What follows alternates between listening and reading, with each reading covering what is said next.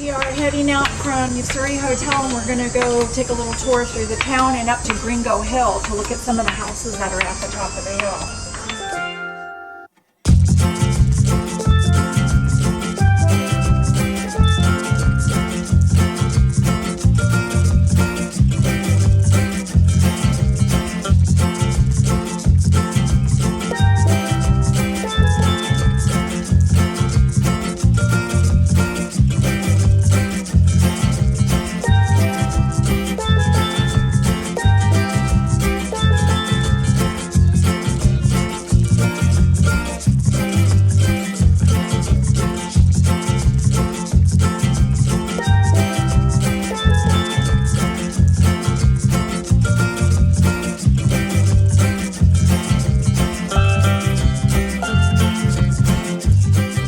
Hey guys, welcome back to the Traveling Reporter.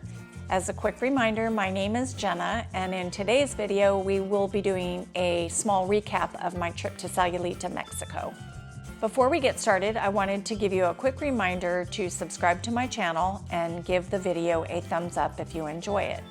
Also, be sure to check me out on Instagram for more frequent updates.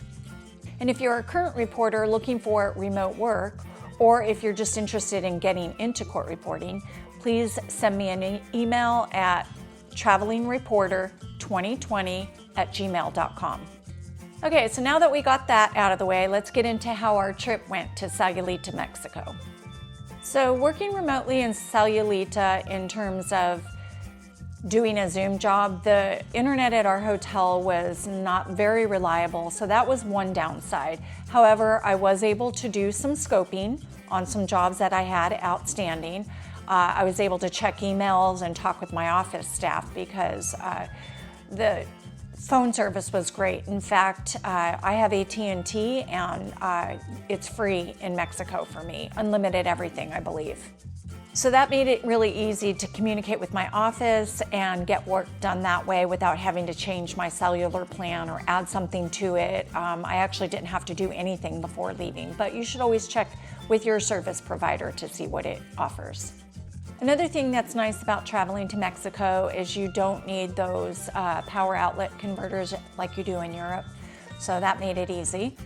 So I would say on a scale of 1 to 10 working in Sayulita as a digital nomad, I would give it maybe a 7, only because I'm not 100% sure about other places in terms of internet service. We did come across some restaurants and cafes that did offer it, but I wasn't there long enough to say whether they had dry spells or dropped connection. Yeah, and on that note, I can't do a deposition in a cafe. It has to be in a private location as a hotel or a house. So obviously I did see a lot of people in cafes and restaurants working on their laptops and working remotely, obviously. So it did have that good vibe about, you know, a lot of digital nomads working there. It seemed very digital nomad friendly, I guess you could say, for people who were traveling and still working remotely. So in terms of doing a remote deposition, which is you have to have excellent internet service because you don't want to be dropping in the middle of a deposition. So in terms of how do I feel doing a remote deposition here, I would really have to do more research in terms of where I stayed and make sure that they had completely reliable internet. I wouldn't have felt comfortable doing a Zoom depo at the hotel that we stayed at this point.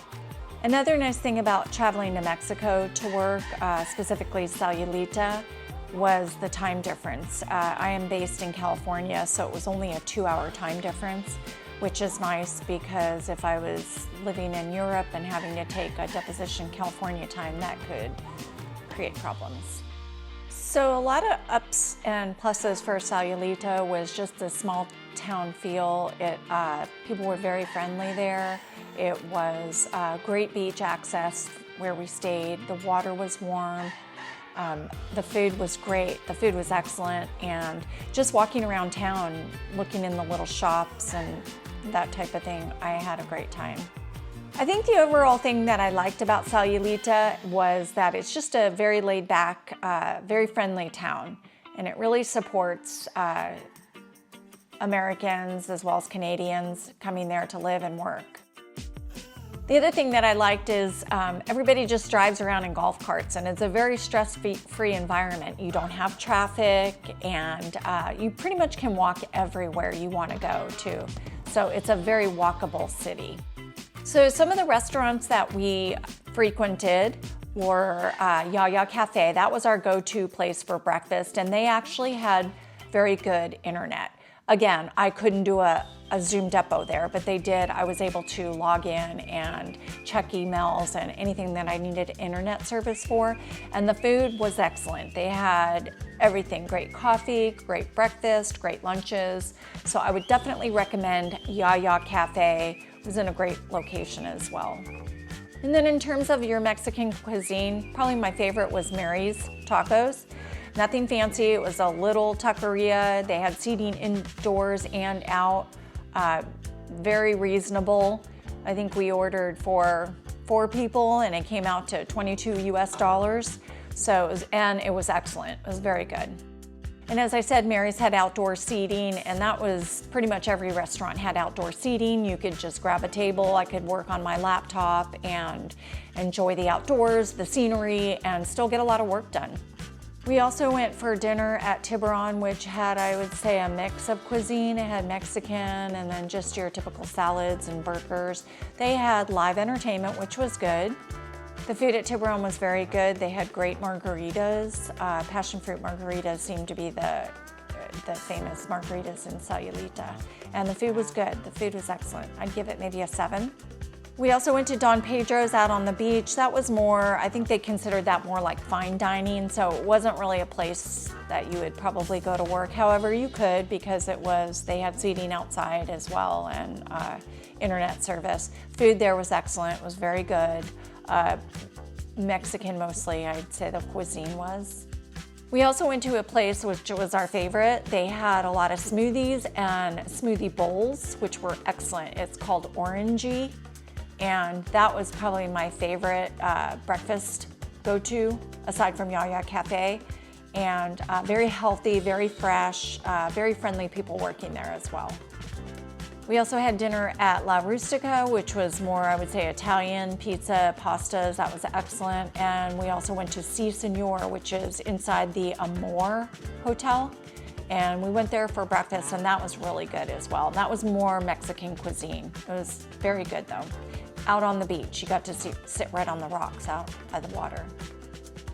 We also went to a restaurant called Organic K. It's pretty much, everything is outdoors. They have a little covered area though that you can sit. And I believe there was internet service there. I'm not 100% certain, but the food there was excellent. It was very fresh. We had salads and some smoothies. It was very good. In terms of activities in Sayulita, I'd say without a doubt it would be the water activities. So we did surfing, stand-up paddle boarding. The water's super warm. And walking around town, shopping. If you're a shopper, there's a lot of little boutique-y stores, and then there's the outside vendors selling their local souvenirs, I guess you could call them. We also did some yoga at Don Benita's, and they're the same owner as La Rustica restaurant. The yoga class was very good. We did it up on top of a building, so we got some breeze there. Then they had food down below in their cafe. We didn't have a chance to experience that. Just driving around town, we went and observed the north side of town, which was very cool. Then we went to Gringo Hill, and that was a nice area as well. But just driving the golf cart around and experiencing things like the locals do was just very fun. So overall, Sayulita is a cool little town. It has a great vibe. It's in the middle of the jungle, but yet you're right on the coast. So you do get some breezes, and the scenery is just amazing. Also, the time we were there, which is in July, it was not overly crowded, and it's a very clean little city. We did some bike riding through town. We went to Playa de los Muertos. It's Beach of the Dead, and it's a little cove area, a very cool little area. Definitely something to see if you're in Sayulita. As I said earlier, we saw some live music at Tiburon, and it seemed like most of the little restaurants and cafes do have some sort of live music. It was very popular. Okay, so we stayed at Hotel Yasuri, and it was right on the water.